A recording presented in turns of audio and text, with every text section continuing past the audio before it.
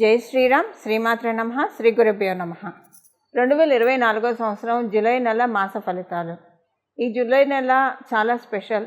దానికి కారణం ఏంటంటే మనకి ఆషాఢ మాసం జరిగే మాసం కూడా ఈ మాసము.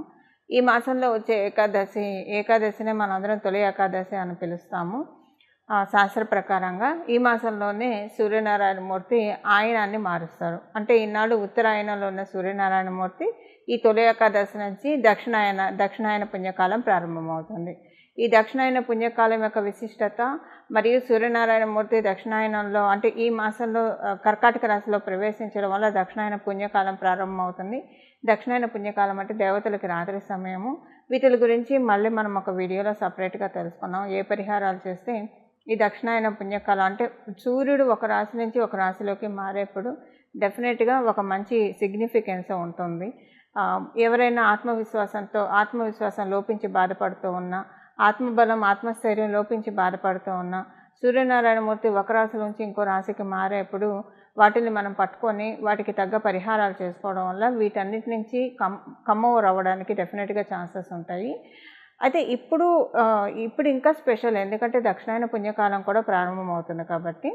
అసలు ఈ నెల మాస ఫలితాలు మనం తెలుసుకోవడానికి ముందుగా ఈ నెల ఈ ఫలితాన్ని ప్రసాదించే గ్రహదేవతలు అసలు ఏ రాశుల్లో ఉండి ద్వాదశ రాశుల వాళ్ళకి ఎలాంటి ఫలితాన్ని ప్రసాదించబోతున్నారు, ఈ విషయం ఒకసారి మనం చూద్దాము.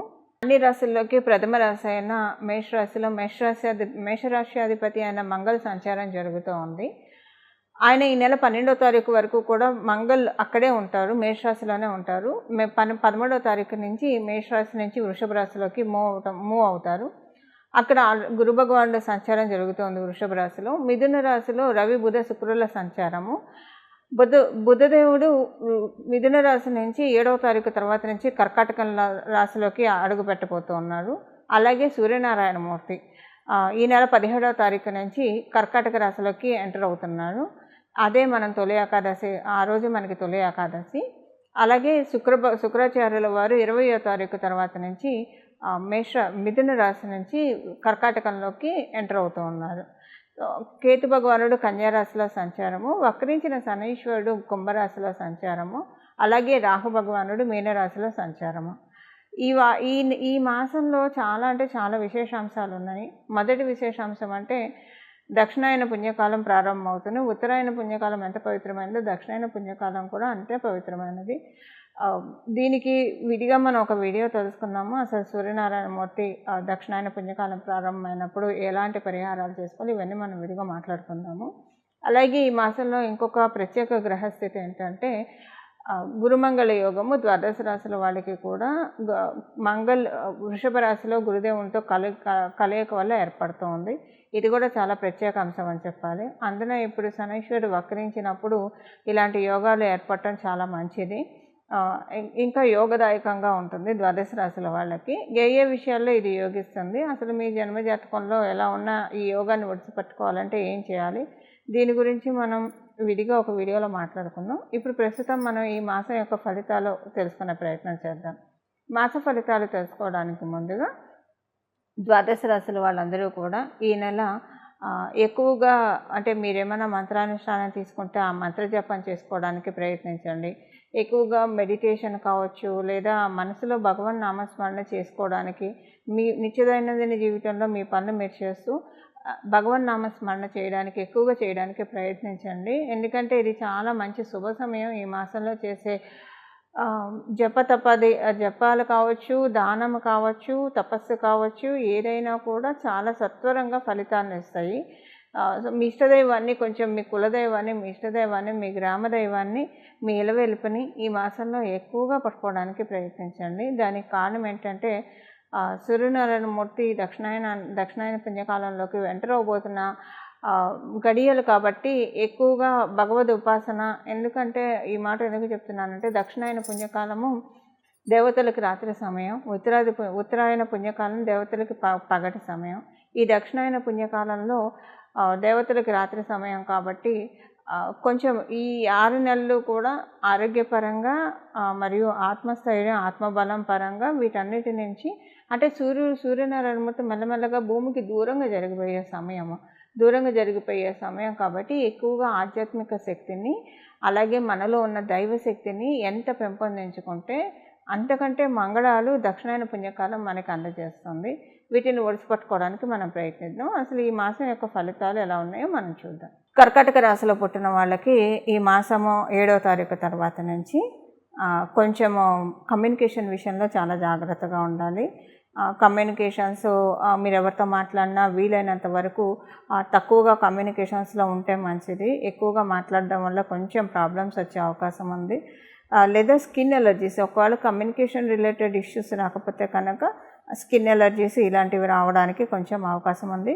ఏదైనా సబ్జెక్ట్ మీరు స్టడీ చేయాలనుకుంటే ఇది చాలా మంచి శుభ సమయము. సబ్జెక్ట్ ఏదైనా స్టడీ చేయాలనుకున్నా, ఏదైనా రీసెర్చ్ చేయాలనుకున్నా ఇలాంటి వాటన్నిటికీ కూడా ఈ మాసము సమయం చాలా అనుకూలంగా ఉంది. మీ సిబ్లింగ్స్కి సంబంధించిన కొన్ని ఇష్యూస్ మీరు వింటారు. సిబ్లింగ్స్కి సంబంధించిన కొన్ని ఇష్యూస్ ఏమన్నా విని కొంచెం మీరు బాధపడే అవకాశం ఉంటుంది. అంటే వాళ్ళు ఇబ్బందులు పడుతున్నారని బాధపడడం ఉంటుంది. అలాగే మీరు జర్నీలు వీలైనంత వరకు మీరు కూడా ఈ మాసంలో జర్నీలు అవసరం అనుకుంటే తప్పించి చేయకపోవడమే మంచిది. అదంటే మీరు ఏదో ఇదవుతున్నారు కాదు, మీరు ప్రయాణం చేసి ఉపయోగం ఉండదు. ఏ పర్పస్ మీద మీరు ప్రయాణం చేస్తారో అది సాల్వ్ అవ్వకపోవచ్చు ఈ మాసంలో. అంటే ఇంపార్టెంట్ పనుల మీద డే టు డే లైఫ్లో చేసే జర్నీస్ ఇక్కడ లెక్కలోకి రావు. బట్ ఇంపార్టెంట్ పనుల మీద చేసే జర్నీస్ అన్నీ కూడా కొంచెం చూసుకోవాలి. గృహంలో అయితే సంతోషం ఎక్కువగా ఉంటుంది. గృహంలో ఆనందకరమైన వాతావరణం ఎక్కువగా ఉంటుంది. ఆదాయపరంగా చాలా బాగా ఉంటుంది.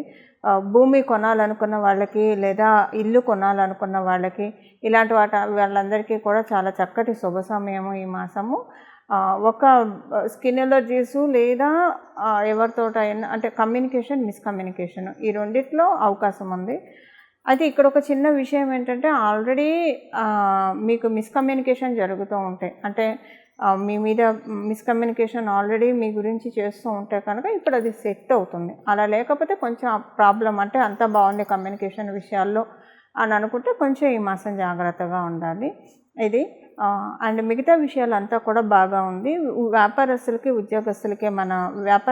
మనం చూసుకుంటే వ్యాపారస్తులందరికీ కూడా చాలా చక్కటి శుభ సమయము.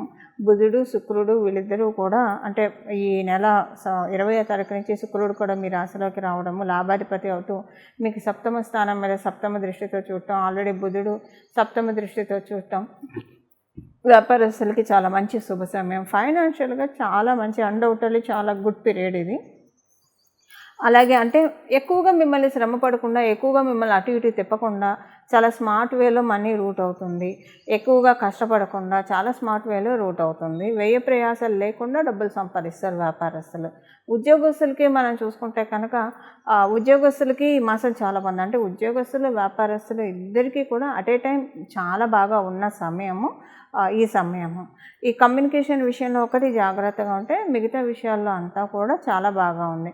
కమ్యూనికేషన్ అంటే ఎవరితో మాట్లాడొద్దని కాదు, కొంచెం చిట్చాట్, గాసిప్స్, ఏదైనా అలిగేషన్స్ వినడం, రూమర్స్ వినడం ఇలాంటి వాటిని కట్ చేసేస్తే కనుక ఇలాంటి వాటికి దూరంగా ఉంటే అద్భుతంగా ఉన్నట్లే కర్కాటక రాశిలో పుట్టిన వాళ్ళకి. ఇవి ఈ మాసం కర్కాటక రాశి యొక్క ఫలితాలు. చూశారు కదండి మన ఫలితాలు, మీ రాశి వాళ్ళకి ఎలాంటి ఫలితాలు ఉన్నాయని. ఇప్పుడు పరిహారం మనం చూద్దాము. ఈ పరిహారము ఈ మాసంలో ఎక్కువగా ప్రతిరోజు కూడా సూర్యనారాయణ మూర్తికి సంబంధించిన స్తోత్రాలు చదవడము, సూర్య నమస్కారం చేయడము, అర్ఘ్యప్రదానం చేయడము ఇది చాలా మంచి ఫలితాలు ఇస్తుంది.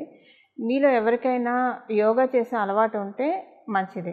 ఒకవేళ యోగా చేసే అలవాటు లేకపోతే కనుక ఈ మాసం నుంచి చేయడానికి ప్రారంభించండి. పతంజలి యోగ సూత్రాలు పట్టుకుంటారా, ఏదో ఒక రకంగా సూర్య నమస్కారాల ద్వారా యోగా ప్రక్రియ చేస్తారా, ఎలాగలా ఈ మాసం నుంచి యోగా చేయడానికి ప్రాక్టీస్ చేయండి. ఈ మాసము అనుకూలతలు ఎక్కువగా ఉన్నాయి. ఎందుకంటే యోగా ఇలాంటివి చేయడం వల్ల ఈ మాసంలో అంటే ఈ మాసం నుంచి మీరు కంటిన్యూటీ బాగా ఎక్కువగా అవకాశం ఉంటుంది. దీనికి ప్రత్యేకించి కారణం ఏంటంటే జీవకారకుడైన గురు భగవానుడితోటి మంగళ కలుస్తున్నారు. మంగళ కలవడం వల్ల ఏంటంటే ఈ జిమ్ములు, ఎక్సర్సైజెస్, యోగా ఇలాంటివన్నీ రాహు మరియు మంగళ వీళ్ళిద్దరూ బాగా ఉంటే కనుక వాళ్ళు చాలా చక్కగా చేయిస్తారు వాళ్ళ చేత. ఈ 2 ప్లానెట్స్ కలిసి చేయిస్తారని చెప్పాలి, చేస్తారనే దానికన్నా కూడా. అలాగా ప్లానెట్ మంగళ వెళ్ళి గురు భగవానుడితో కలవడం వల్ల ఇది చాలా విశేషాంశం అవుతుంది. ఈ మాసంలో చేసే యోగా ప్రక్రియలు ఇవన్నీ కూడా మన ఆరోగ్యాన్ని చాలా చక్కగా స్టిమ్యులేట్ చేస్తుంది. మన దేహ ఆరోగ్యాన్ని, శారీరక ఆరోగ్యంతో పాటు మానసిక ఆరోగ్యం కూడా చాలా బాగా దృఢపడుతుంది, గట్టిపడుతుంది. సో దీనివల్ల ఏంటంటే మనం చక్కటి నిర్ణయాలు తీసుకొని మన లైఫ్‌ని చాలా చక్కగా లీడ్ చేయగలుగుతాం. అయితే ఇప్పుడు చేయగలిగిన వాళ్ళు ఓకే. చేయలేని వాళ్ళంటే కొంచెం ఏజ్డ్ పీపుల్ కావచ్చు, గర్భిణీ స్త్రీలు కావచ్చు, అలాగే మరి పసిపిల్లలు కావచ్చు. కొంతమందికి ఆరోగ్యం సహకరించక కూడా చేయలేని వాళ్ళు ఉంటారు. ఆరోగ్యం సహకరించి అంతా చేయగలిగే వాళ్ళు యోగా చేయడం బెస్ట్ రెమెడీ ఈ మాసంలో. ఒకవేళ వీటికి ఎక్సెప్షన్‌గా ఉన్నవాళ్ళు ఏం చేయాలో ఇప్పుడు మనం తెలుసుకుందాం. వీటికి ఎక్సెప్షన్‌గా ఉన్నవాళ్ళు ఈ మాసం మొత్తం కూడా విష్ణు సహస్రనామం వినడము లేదా చదవడము, లలిత సహస్రనామం వినడం, చదవడం చేయాలి. ప్రతిరోజు విష్ణు లలిత చదవడం, వినడం చేస్తూ ఉంటే చాలా మంచిది.